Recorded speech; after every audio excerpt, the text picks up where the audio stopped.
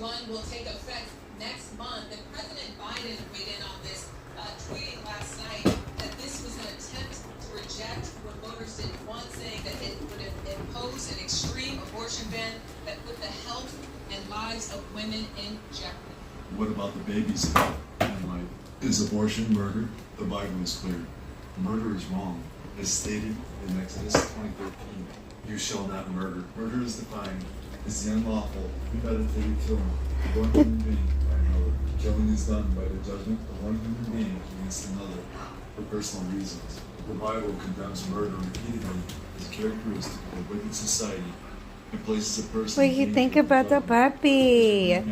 What do you think about it, Jellico? It was said to those of old, you shall not murder.